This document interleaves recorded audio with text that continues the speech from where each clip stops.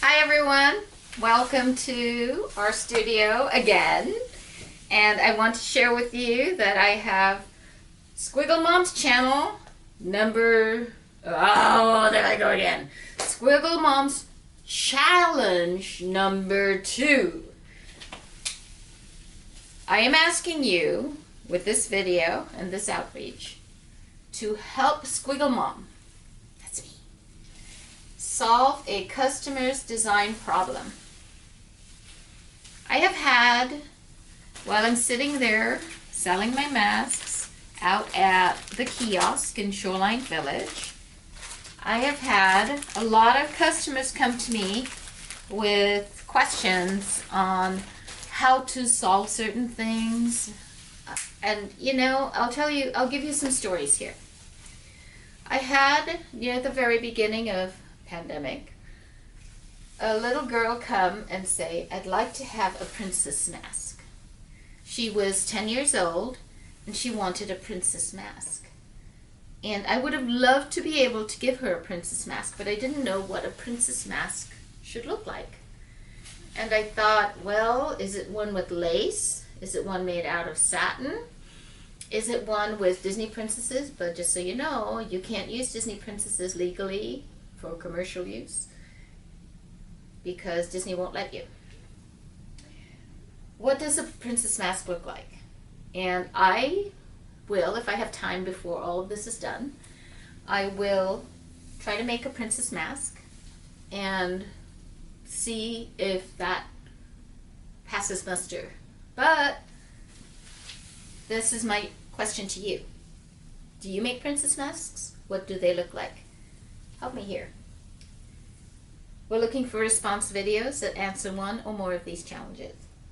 The second one is masks for people with long or big beards. Because the fellow who was asking me had a long beard and he didn't know what to do. He did not have a mask on.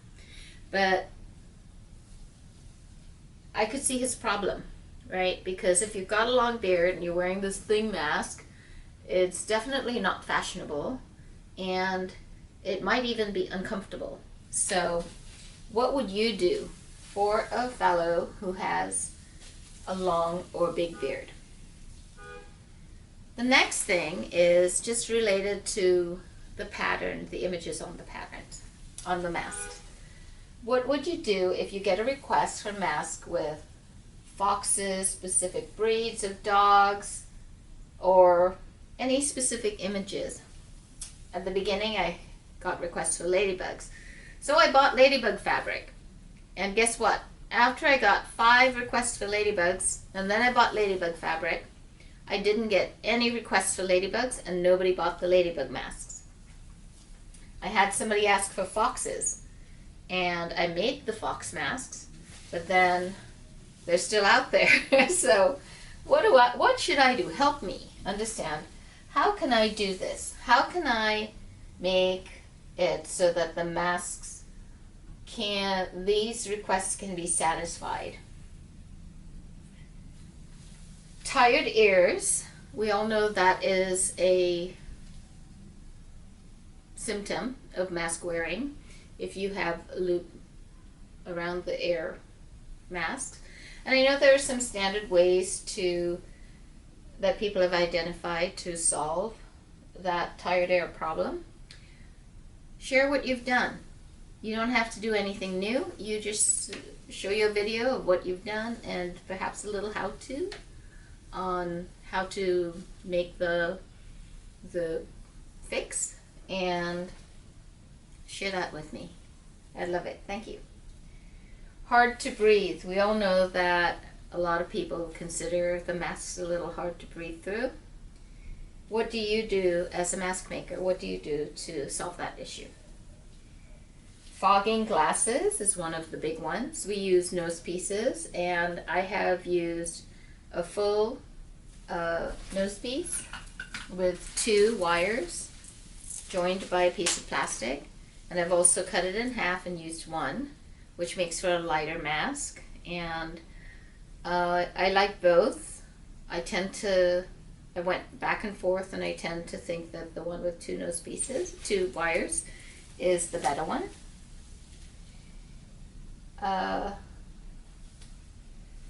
Fashionable.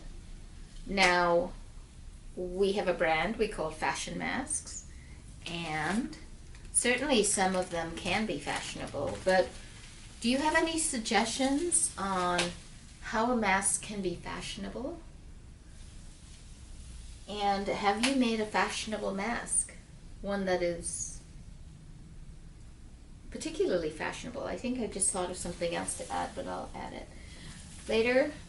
Lip reading. That's a problem that some have resolved or solved with a clear piece of something. Have you made a lip reading mask? Oh, that's what it is, a mask. Lip reading mask. And share that with me and how you did it. These are two categories that we've been working on trying to solve, and I think, so right now everybody takes their mask off when they're eating, and it's permitted and it's considered like okay, but that's a big problem, right? Because everybody takes their mask off, and if you're not sitting at the table with somebody that you're usually bubbled with, then you're not usually 6 feet apart. So eating is a problem. I've seen someone where one person made a mask with a sensor, so that when you brought your fork up to your mouth, the mask opened, you put the food in your mouth, and you brought the fork down, and then the mask shut again, and then you chewed. So that was a good solution. But is there another solution that you can think of to solve it so that maybe the exposure is less when you're eating? I think this is a big one. Drinking. Now you might say, well, eating and drinking, isn't it the same? Not necessarily, because you can drink through a straw. So consider that. And is there something you can suggest for someone who is wants to be able to drink, but not necessarily wants to take off his or her mask? I thought about the lost mask syndrome, because masks seem to get lost a lot. Every time I get out of my car, if my mask doesn't fall on the ground, well, it's not every time. I'm starting to get a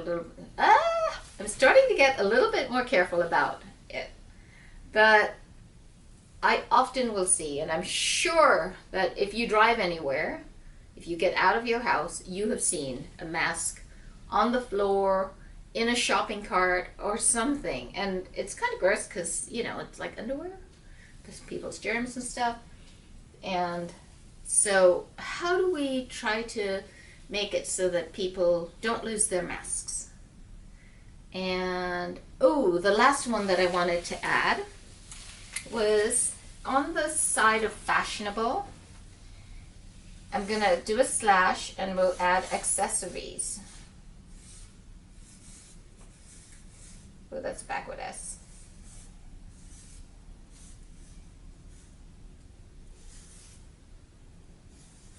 Accessories.